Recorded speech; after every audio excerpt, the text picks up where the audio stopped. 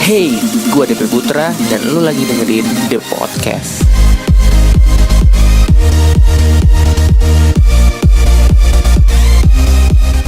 Hello The Podcaster, welcome back to The Podcast episode hari ini. Dan di The Podcast episode hari ini gue kehadiran salah satu temen yang dulu gue ajak sekolah. Dan temen gue ini adalah salah satu orang yang ya mungkin kalau kalian dengar The Podcast sebelum-sebelumnya, gue sering ngajak ngobrol teman-teman yang bergelut di bidang seni, bergelut di bidang bisnis.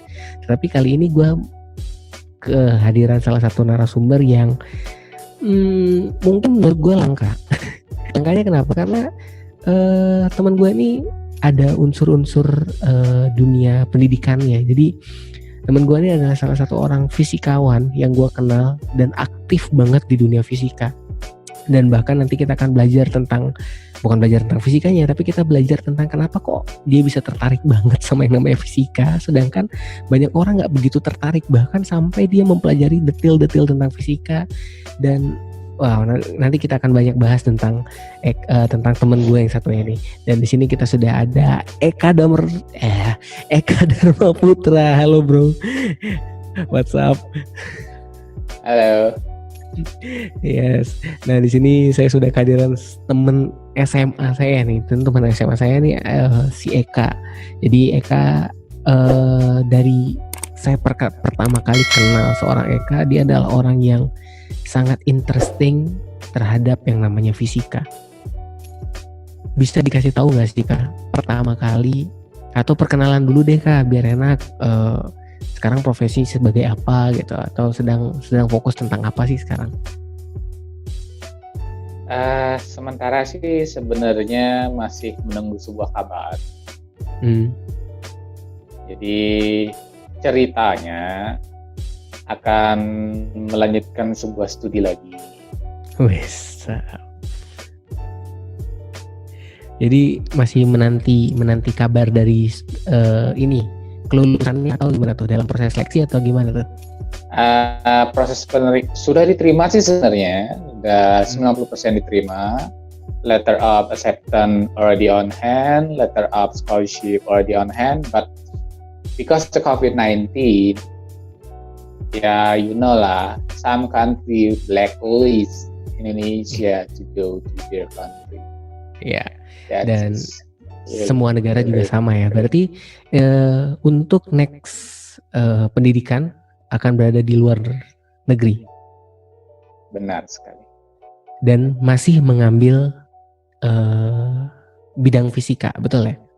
Iya dong. Masa iya ngambilnya bidang politik? Siapa tahu peternakan gitu Kak. Wah, jauh bos. Jauh. Nah Kak, ini ada hal yang menarik dari seorang Eka Dharma Putra. Saya kenal Eka tuh dari SMA. Dimana dari SMA sendiri Eka itu sudah sangat benar-benar menunjukkan ketertarikannya terhadap fisika. Bahkan sampai bisa temenan sama wali kelas kita yang memang waktu itu dia adalah seorang pengajar mata pelajaran fisika. Ya, bahkan guru tergalak di sekolah pun waktu itu bisa temenan sama Eka gara-gara mereka suka fisika sama. Kenapa kok seorang Eka bisa tertarik banget sama yang namanya dunia fisika? Itu kenapa? Sebenarnya dibilang suka sih enggak sih. Kalau orang Bali bilang itu kayak orang tengah gitu. Bukan suka sih sebenarnya. Karena dulu sebelum aku SMA, tahu nggak nilai ulangan fisika itu berapa? 3 bro. Kalau skala 100 itu 30. Nilai jadi awal satu kelas itu 45. 3 nilai ulanganku. 45 orang, satu-satunya yang dapat nilai 3 ulangan umum ya aku. Oke. Kayak nggak bisa, teman-teman pada beli karena kan lingkungannya pintar. Terus kemudian teman nggak punya. Nah, karena jengah, mulailah belajar. Kebetulan pada saat yang bersamaan ketemu guru yang pas, bisa ngajar. Akhirnya ya, semakin mencintai fisika. Dasarnya awalnya berarti karena sederhana ya, dasarnya karena pernah mendapatkan nilai yang buruk di fisika. Seperti itu. Iya, menarik. Ini ibarat kalau istilah orang dalam dunia percintaan tuh apa ya namanya? Kan ku tunggu sampai jandamu gitu ya. Jadi udah saking cinta mati, mau pilih orang, kalaupun nanti jadi janda mau deh gitu kan kasarnya. Enggak juga. Sebenarnya awalnya memang ya karena pengen memperbaiki diri, kemudian bertemu dengan orang yang tepat. Akhirnya ya merasakan itu ada sebuah kebutuhan. Lama kelamaan ya tumbuhlah rasa penasaran. Semakin penasaran dan akhirnya ya masuk ke fisika juga. Nah itu dia. Tadi kita udah ngomong tentang fisika. Eka tertarik terhadap fisika dan uniknya pendidikan fisika ini kan nggak semua orang kuat gitu Kak. Apalagi fisika ini kalau kita ngomong nih ilmunya heksak banget. Bener ya? Ilmunya tuh heksak banget dan kalau memang tidak mendalami dan tidak mempelajari dengan baik, saya yakin udah pasti akan mentalnya udah akan down duluan dan mungkin akan berpikir ya udah nggak apa-apa, yang penting istilahnya lulus aja. Bener nggak? Ya benar. Nah, tetapi kenapa kok Eka bisa sampai bener-bener ya selain karena penasaran tadi ya, kan tadi bilangnya penasaran nih, karena selain karena penasaran nggak mungkin cuman gara-gara penasaran. Kalau namanya orang penasaran ketika udah nyoba ya udah cukup. Tetapi kalau yang namanya kayak Eka nih, yang menarik dari Eka kan udah nyicip ini lanjut lagi, bahkan sampai kalau saya lihat postingannya di sosial media tuh berat semua tuh bahasanya. Itu gimana Kak? Nggak juga sih sebenarnya, karena kan fisika itu sebenarnya mengajar kita banyak hal, dari mulai yang sederhana sampai yang kompleks. Jadi kalau dibilang banyak orang yang benci tuh sama fisika, ya itu benar, tapi lu kok suka? Jadi aku loh ya, karena kan aku mantan guru, jadi tahu caranya ngajar seperti apa. Menurut aku, siapapun bisa jawab soal fisika, ngerjain soal fisika, pinter ini itu. Dan intinya itu nggak ada orang bodoh. Yang ada itu orang yang tidak berkesempatan bertemu dengan orang yang tepat. Artinya apa? Murid ketemu guru, klop, apapun yang diajarin, konek. Masuk. Setuju. Nah itu. Menarik. Jadi adalah seorang aja kemarin itu guru yang klop gitu. Klop. Dan akhirnya jadi jatuh cinta. Menarik. Anda kemarin jadi bahasa resmi. Lu. Iya, Kak. Lu kan kemarin juga menyelesaikan pendidikan di salah satu perguruan tinggi negeri yang ada di Bali, khususnya di dunia pendidikan ya. Jadi ingin jadi seorang pengajar di dunia fisika, benar ya? Awalnya. Tetapi dan di situ pun lulusnya dengan luar biasa kan, kalau nggak salah ya, dengan predikat luar biasa ya. Masih biasa aja kok. Enggak mungkin orang amat. Iya, coba tanya itu, angkatanku ada 86 orang satu angkatan. Jadi kalau dilihat dari lulusan saat kita ujian sidang tesis gitu ya.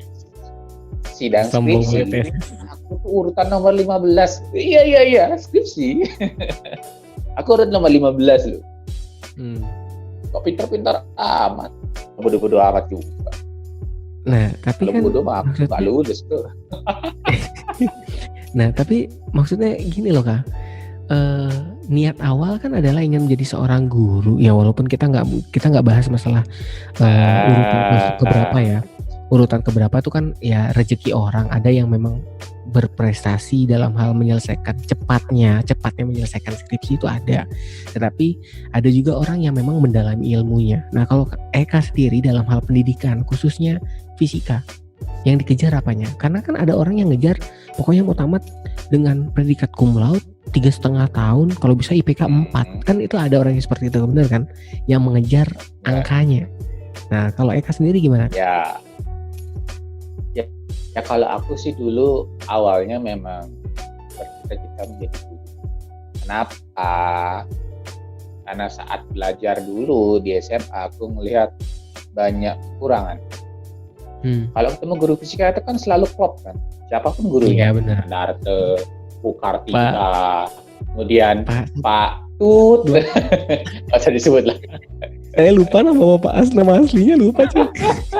Wah nih kualat muridnya. Tahu nama kerennya toh apa? Iya, pokoknya selalu klop gitu. Jadi melihat pelajaran lain, teman-teman juga boring, belajar matematika remedi satu kelas, masih ingat nggak? Nah, aku merasakan sesuatu. Aku bisa ngerti fisika, tapi kok nggak bisa ngertiin yang lain. Teman-teman kok nggak paham juga apa yang terjadi. Aku mengambil satu poin misalnya, ada ketidakseimbangan hubungan antara murid dan siswa. Jadi nggak klop dia. Guru yang ngomong apa, muridnya apa gitu, jelas. Jadi dari sana aku pengen menjadi sosok yang bisa mengajarkan ilmu itu. Ya, larilah aku ke Singaraja jadi guru.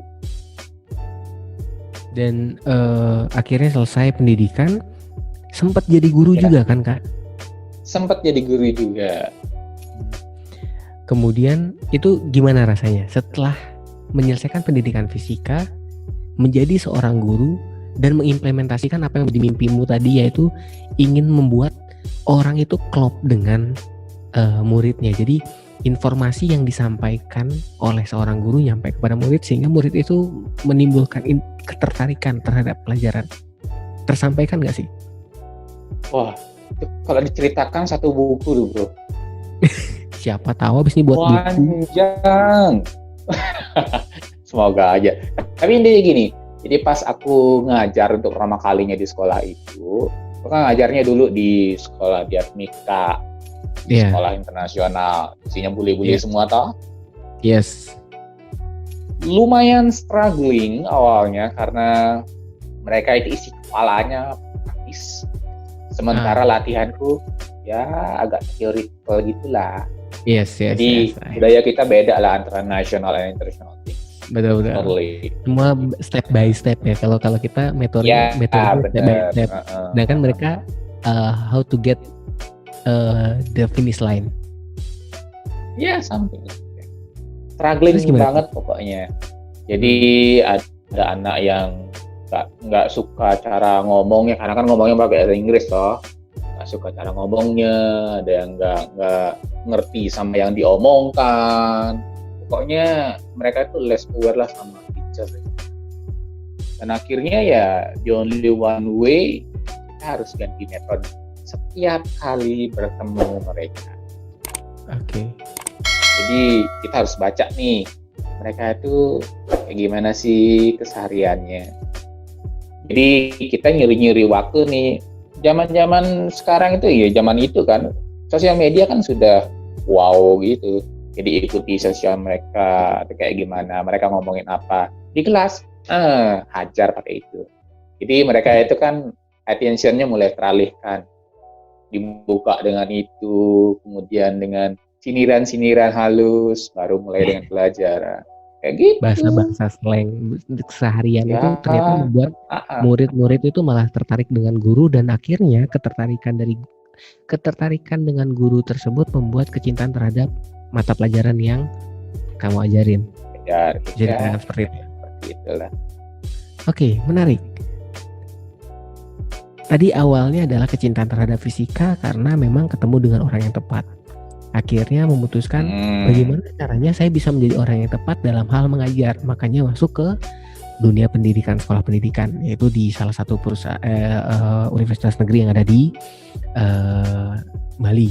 Kemudian mengajar di sekolah internasional pendidikan fisika, mempelajari karakter murid yang sekian banyak sampai akhirnya mereka bisa memahami dari yang Anda ajarkan. Kenapa perjalanan yang sudah sangat panjang tadi harus berakhir, Kak? Karena setahu saya Anda memutuskan untuk tetap menjadi guru, padahal Anda memiliki visi yang tadi tadi udah dibilang tuh visinya adalah saya ingin menyampaikan ini gitu loh. Tapi kenapa akhirnya berakhir? Kenapa, Kak? Jadi begini, dulu itu aku pernah mengajar pelajaran yang selain fisika, matematika, kimia, ya, biologi, dan juga fisika. Jadi lengkap nih, IPA sama matematika.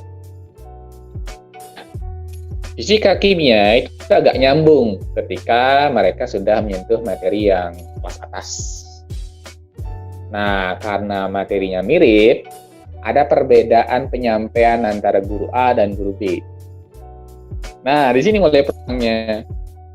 Anak-anak itu kan cerdas. Jadi kebetulan yang aku ajar itu adalah anak-anak yang IQ-nya 120 ke atas. Jadi IQ-nya mereka itu lebih tinggi dari gue. Tinggi. Yes. Nah, jadi mereka kritis. Ditanyalah aku, Ibu itu bilang gini loh Pak. Aduh, aku kayak gimana ya harus ngejelasinnya. Karena sebenarnya konsepnya itu salah. Akhirnya apa? Saat jam pelajaran, di ruang kelas loh ya, aku tinggalkan mereka 5 menit, aku ambilkan satu buku besar. Kayak mau baca, nih dia. Dan dia bingung. Lalu siapa yang benar? Pak, Ibu, atau buku? Ya begitu. Dalam hati aku bertanya, aku harus seperti apa menyederhanakan ini? Gak mungkin aku menyalah guru. Atau aku gak mungkin dong meninggikan apa yang sudah aku kuasai. Tapi aku berharap mereka itu dapat konsep yang benar.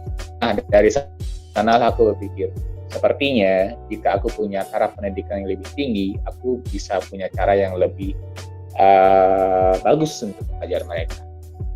Nah, adalah aku yang untuk melanjutkan studi agar lebih bisa mengerti mereka dari metodenya, dari keilmuannya, dan macam-macamnya. Jadi ceritanya dulu tuh pengen ngambil education, lanjut S2, tapi ya something happen during the process. Oke. Menarik, karena ada sedikit perbedaan teknik dan perbedaan teori yang dipahami sehingga membuat sepertinya ada hal yang harus dipelajari lebih lanjut. Nah tadi kan seperti yang kita udah bahas, Eka terjun ke dunia pendidikan karena melihat ada sesuatu yang salah yang harus diperbaiki dengan cara mempelajari teori dan materinya. Nah kemudian akhirnya memutuskan untuk lanjut untuk mendalami ilmunya, benar kan? Dan akhirnya berangkat ke kota pahlawan untuk belajar di sana. Ya, jadi melanjutkan pendidikan S2 di salah satu universitas negeri yang ada di Surabaya ya. Institut. Ya, Institut Teknologi 10 November. Nah, di situ mengambil tentang pendidikan lagi atau lebih ke keilmuannya Kak? Awalnya, ini boleh tak ceritain dulu nggak sebelum ke sana? Silakan. Oke. Awalnya dari peristiwa yang di sekolah itu, aku pengennya kuliah ke luar negeri. Ngambilnya itu bukan fisika murni. Jadi ngambilnya itu fisika pendidikan. Tapi nggak dapat restu dari sekolah. Nah, mulailah ada gejolak. Aku pengen memperdalam ilmu, terutama dalam bidang pendidikan, tapi no support. Nah, aku mulai berpikir kembali, ini kedepannya harus seperti apa ya? Apa yang bagus? Apakah langsung ke fisika murni atau enggak? Dan akhirnya aku menemukan sebuah kunci. Murni atau tidak, itu tergantung kamu karena base konsepnya sama. Tapi apply-nya itu yang, application-nya itu yang beda. Step by step-nya beda. Akhirnya aku milih yang pure. Masih tetap nih S2 yang pure, minta izin masih tetap nggak diberikan. Nah, ada sebuah peristiwa. Tahu nggak aku komplainnya di mana? Di mana? Belum tahu sih. Nah, New South Wales, Australia. Oke. Benar. Nah, karena kebetulan direkturku lulusan sana. Jadi, karena aku ngambil murni dan dulunya aku pendidikan, tidak ada background pure-nya, tidak punya riset pure, tolak. Aduh, gimana ini? Gak bisa lanjut murni kan? Kalau lanjut murni kan aku bisa dapat ilmu total tentang fisika dan aku bisa pakai untuk ngajar. Bahkan bisa lebih baik lagi. Bisa nih. Ya, sudah. Akhirnya aku nyerah.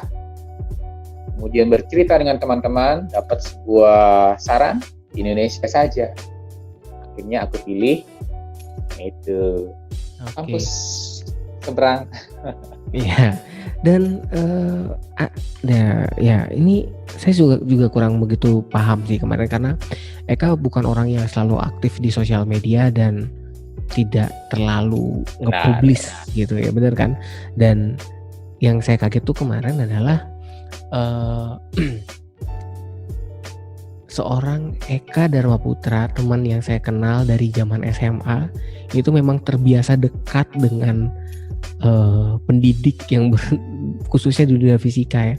Di ITS pun sepertinya kemarin itu ada beberapa postingan yang menunjukkan bahwa seorang Eka ini adalah orang yang memang mudah bergaul dengan orang-orang seperti ya. Maka tadi saya bilang, boleh nggak nih seorang Profesor Eka Dharma Putra saya minta waktunya untuk nge-podcast. Anda tuh kayak temenan sama profesor, temenan sama dokter itu gampang banget. Bahkan seorang profesor dan dokter biasa diajak untuk berdiskusi gitu loh.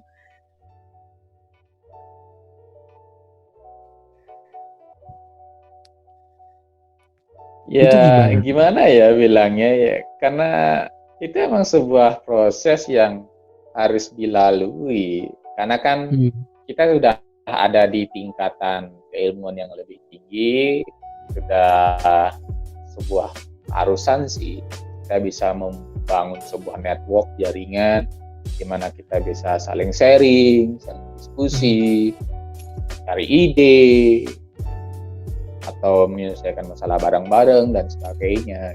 Jadi mau nggak mau kita harus berinteraksi dengan banyak orang. Yes. Tetapi nggak ada ketakutan tersendiri gitu kan? Maksudnya kalau jujur nih, kayak saya nih, saya di dunia profesional, ketika saya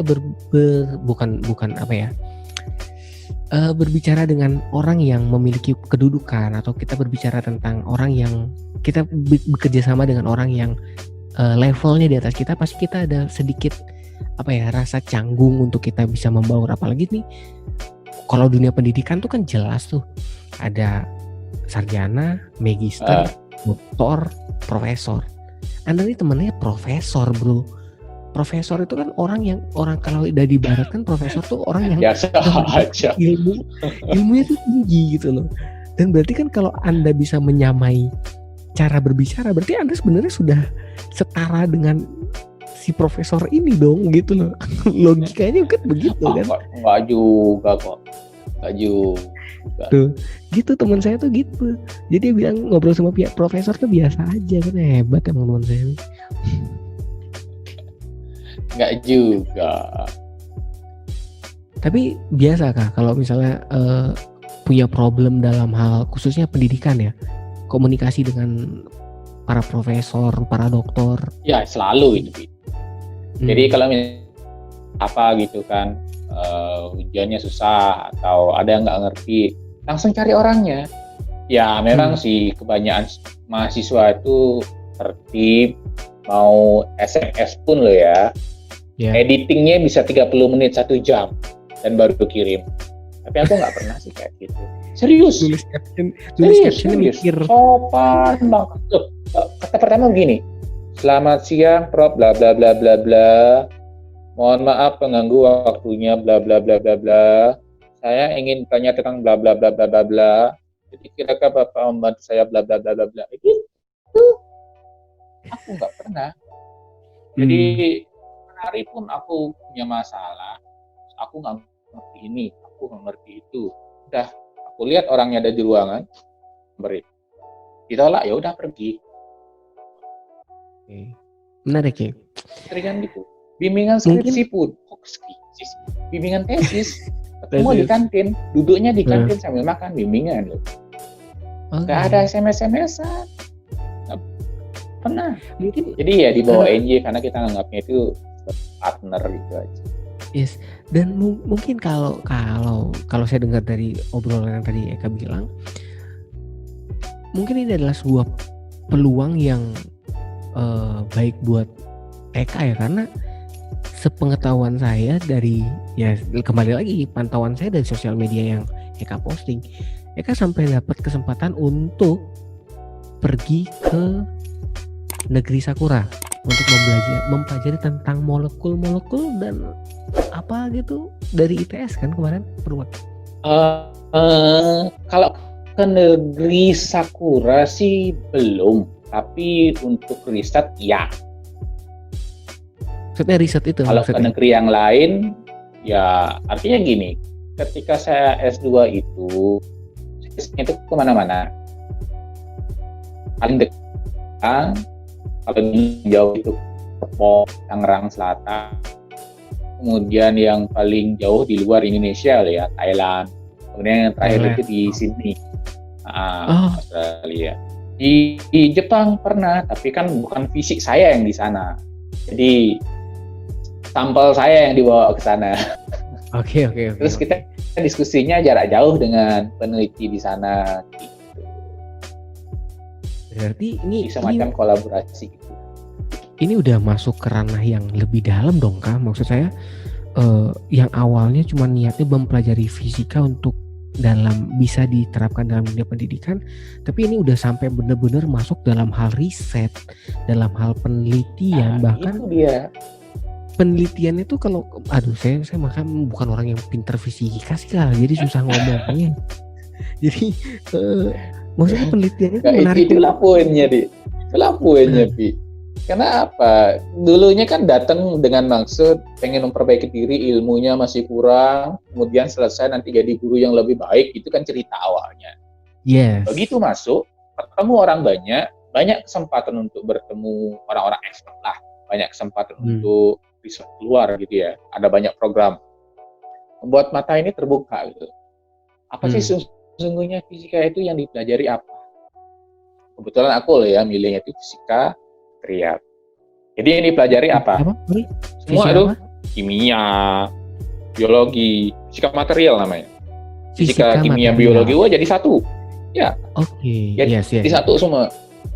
Ya, karena jadi yang saya tahu dipelajari dan terbukalah sekarang. Oh, ini dia yang namanya sains.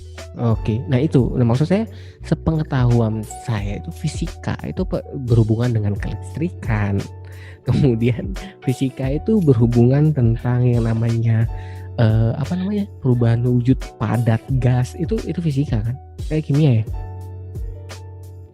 Iya, ada yang fisika, ada yang kimia, ada yang biologi. Bener kan? Maksudnya itu ilmu ya. Sejauh itu Kak, ya kamu tahulah saya bagaimana zaman SMA. Jadi tetapi ketika masuk ke dalam dunia fisika, bahkan sampai akhirnya mendalami yang namanya fisika material, itu bukan orang yang biasa yang bisa,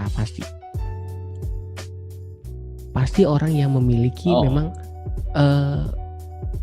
ya maksudnya orang yang belajar fisika pun dalam hal ini misalnya dia mempelajari tentang ilmunya, dia nggak akan sampai sedalam itu mempelajari tentang fisika yang benar-benar terapan. Nah, kok Eka bisa memilih itu gitu loh.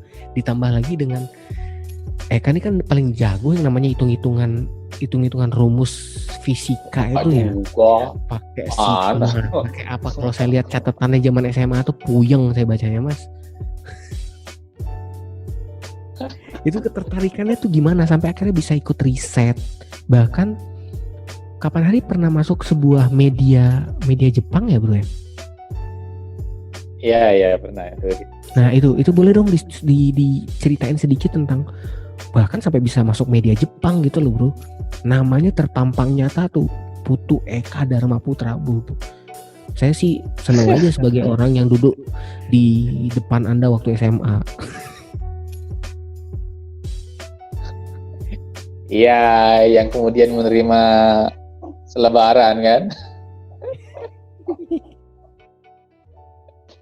Itu gimana tuh Kak? Boleh dong Kayak di gini story. loh. Jadi dulu itu aku kepikiran membuat sesuatu karena kan awalnya datang dari perpustakaan nih, baru 3 bulanan gitu jadi mahasiswa S2. Aku terbayang untuk membuat sesuatu yang berguna. Untuk apa? Karena pada waktu sedang gencar-gencarnya kanker pertempuran di mana-mana. Jadi kan kanker itu dari disebut sebagai pembunuh kedua di dunia, apalagi di Indonesia. Yes. Mulailah aku berpikir, aku mau buat apa ya dari fisika material? Aku dokter. Gitu. Nah, kebetulan aku mau mendalami sebuah topik namanya superkonduktor. Buat apa nih? Itu ceritanya. Aku punya ide, gimana kalau obat yang dulu orang buat dalam bentuk tablet, sekarang kita rubah bentuknya. Kalau butuh tablet, ya, obatnya itu dalam bentuk tablet, butuh waktu 1 hari loh sampai ke tubuh. Oke. Kan masuknya lewat darah, Betul. edarkan darah suruh ke target. Lama kan? Ya. Ini ada obat nih. Terus aku punya ilmunya, aku gabungin. Aku punya konsep kayak gini. Aku perkecil semua obat yang ada di sini dalam bentuk nanopartikel. Kalau dia nanopartikel, dia punya sifat magnetik. Itu bayangan aku dulu tuh. Kalau punya sifat magnetik, gampang. Oh iya, aku bawa nih medan magnetik. Set, aku arahkan ke target. Selesai urusan. Contoh ya, kencing batu. Oke. Kalau kencing batu diapain tuh? Bedah, angkat, selesai. Ya. Tembak dari luar. Nah, dari ureter tuh dimasukin. Ureter bro, dimasukin. Yes, tembak. Betapa atau pakai obat, gilunya. tablet. Iya. Aku pikir lagi itu, ada nggak sebuah cara yang tidak melukai tubuh kita? Prosesnya lebih cepat. Aku kebayang itu. Kenapa nggak kita rubah dalam bentuk lain? Kemudian kita arahkan secara fisik. Mau datanglah aku ke profesorku, ngomongin bla bla bla bla bla bla. Kamu tahu nggak apa yang dia bilang? Apaan? Mas, kamu ngawur mas. Gituin.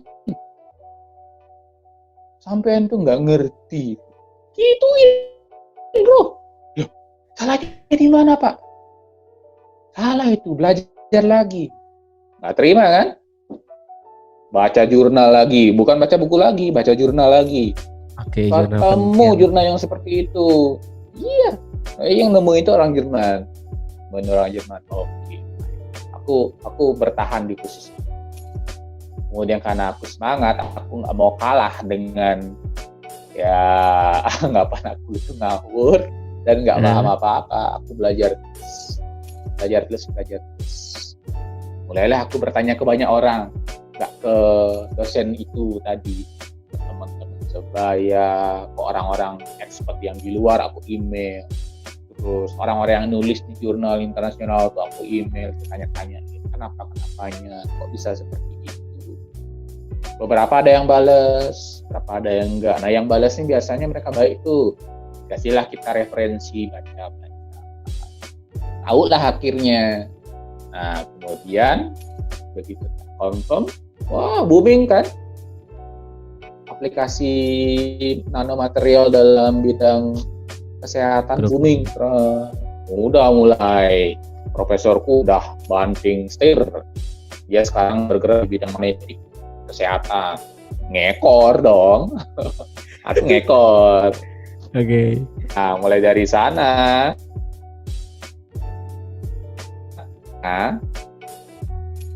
dapatlah aku banyak kesempatan bertemu banyak orang, mengikuti program pendek, short program, internship gitulah model. Kemudian join research dan macam-macam. Nah dari situ tuh, karena aku sudah masuk terlalu dalam, aku punya ketertarikan lain lagi. Istilahnya apa ya? Aku jatuh cinta dengan dunia itu. Yang pendidikan kemarin itu udah dilupakan begitu saja. Karena ada yang lebih penting lagi gitu. Oke. Nah, Gitu sih awalnya. Kenapa sampai tertarik dan dapat banyak kesempatan. Menarik sih Kak. Bahkan di level, dan makanya tadi saya bilang kok bisa sih bergaul sama seorang profesor, karena sepengetahuan saya rata-rata orang terpelajar pasti seperti itu konsepnya. Mereka pasti akan berpikiran bahwa saya yang duluan dan saya yang pasti tahu. Tapi endingnya adalah ternyata secara seiring berjalannya waktu, ternyata apa yang Eka pernah sampaikan akhirnya terpenuhi kan. Dan itu yang kemarin sampai masuk media Jepang kemarin itu terkait dengan hal ini. Terkait dengan hal ini yang terkait dengan nanomaterial ini. Itu bukan media Jepang. Iya memang, ya? Tapi itu bukan media Jepang. Itu sebenarnya adalah sebuah media yang dikeluarkan oleh organisasi namanya ONSA. ONSA itu Asia Oceania Neutron Scattering Association. Jadi itu adalah sebuah lembaga internasional kawasan Asia Oceania, jadi Asia sama Australia, yang terdiri dari para pengguna neutron scattering. Jadi neutron scattering itu adalah sebuah alat yang menggunakan reaktor nuklir mempelajari sebuah struktur material. Itu ceritanya. Nah, saya dengar namanya. Pas itu ada program tuh. Gimana jadi pas di situ ada event gitu. Kok gitu kok. Jadi kebetulan saat itu ada event. Namanya itu Neutron School. Jadi aku dikuliahin di sana, dikasih ilmu, dikasih kuliah, dikasih eksperimen kayak gimana, pakai alatnya kayak gimana. Jadi di training lah istilahnya di situ. Ya. Dan itu report kondisinya sedang pendidikan. Aksi. Menjadi report, di-upload lah kebetulan fotoku di sana sebagai satu-satunya perwakilan dari Indonesia. Karena kebetulan yang lolos memang satu sih. Iya. Kebetulan yang lolos memang satu sih. Gila sih, perwakilan dari Indonesia cuy. Dan jujur kalau kalian yang dengerin the podcast dari awal tadi, dengerin bagaimana story tentang Eka, kalian akan ngerti apa isi otaknya. Yang saya sampai sekarang pun nggak ngerti isi otaknya. Tuh, orang yang awalnya berteman sama guru fisika sampai belum pelajari fisika murni yang bener-bener, ini mungkin kalau levelnya level orang lab ya kayak yang lebih banyak mempelajari tentang ini ya. Iya, lab. Orang-orang tentang lab. Jadi kalau kita ngomong tentang lab itu kan berarti kesehariannya berhubungan dengan yang namanya berhubungan dengan yang namanya riset setiap harinya kan? Ya, terutama aku emang sering berhubungan dengan alat-alat nuklir sih. Wih, nuklir bro. Wow, ini kalau ya? YouTube nih nggak akan selesai nih Kak. Ribet urusannya. Dan ya tapi biasa. Dan saya percaya bahwa teman saya yang atas nama Eka ini adalah orang yang sudah siap tampil lah, dan mungkin one day nama Eka akan terdengar di seluruh dunia sebagai orang yang mengharumkan nama Indonesia dalam hal bidang fisika. Kok gitu juga kali. Dan tadi terbukti. Ya semoga aja nanti. Satu-satunya, dan saya bangga pernah satu kelas dengan Anda dan saya pernah mewawancari Anda di acara saya. Dan saya berharap ini adalah sebuah hal yang menarik untuk kita bahas sebenarnya. Cuman walaupun tidak semua orang bisa mempelajari ini, tetapi saya berharap banyak hal yang kita sudah pelajari hari ini, bahwa ternyata segala sesuatu bisa dipelajari. Dasarnya atas yang pertama ketemu orang yang cocok, yang kedua ya kita ada ketertarikan terhadap hal tersebut. Dan kalau Eka tertarik sama fisika, ya itu adalah jalannya Eka, bener kan? Dan kalaupun sampai akhirnya nanti akan mempelajari tentang nano apa tadi sih, kalau lupa deh ya, pokoknya intinya akan ke nuklir ya, nanomaterial. Maaf lupa, saya abang orangnya agak kurang nih di fisika.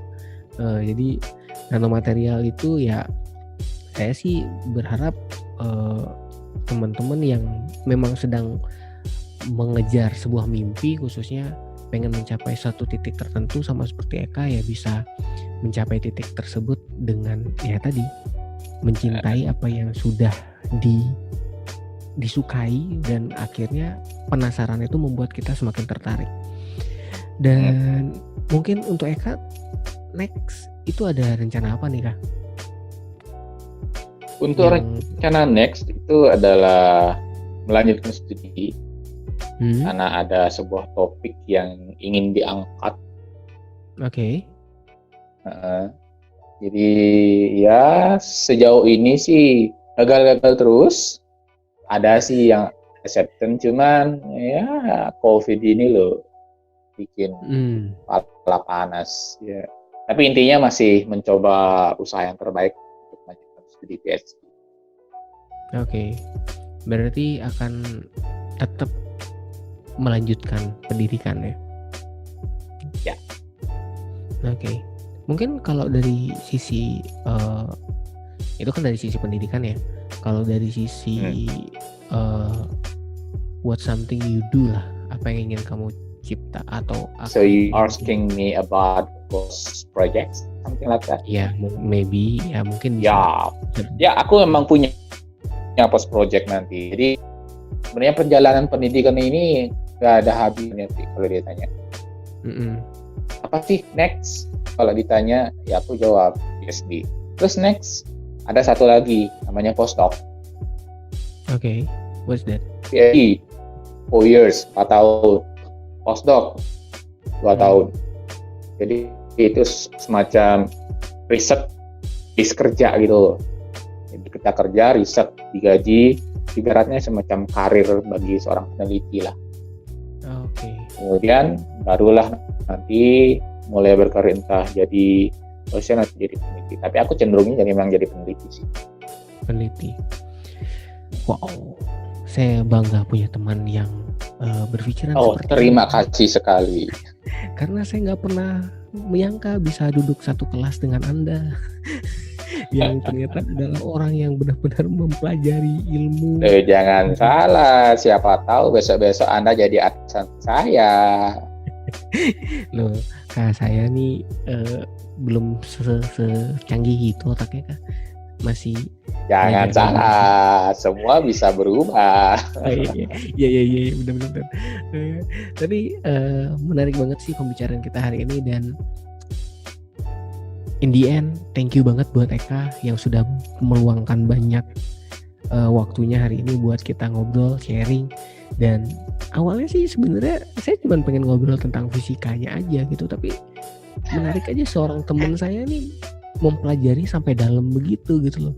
Jadi ya saya bersyukur banget bisa ngobrol kita hari ini. Siapa tahu di level ini adalah awal dimana Eka akan muncul di permukaan. Ya kita doakan yang terbaik buat Eka lah. Dan mungkin ada sesuatu nggak Kak yang pengen disampaikan untuk ya closing statement lah atau apa gitu buat teman-teman yang mungkin sedang mempelajari ilmu kalau atau dari berdasarkan pengalaman aku sih ya. Jadi ini aja. Kita harus berani bermimpi lah. Mimpi yang tinggi nggak apa-apa. Lebih tinggi lagi juga nggak apa-apa. Tapi pastikan begitu kita jatuhnya di antara bintang-bintang gitu. Oke. Itu aja sih. Jadi mimpi yang tinggi, setidaknya kalau bulannya nggak kecapai, minimal bintangnya nyampe. Menarik sih emang teman saya yang satu ini nih.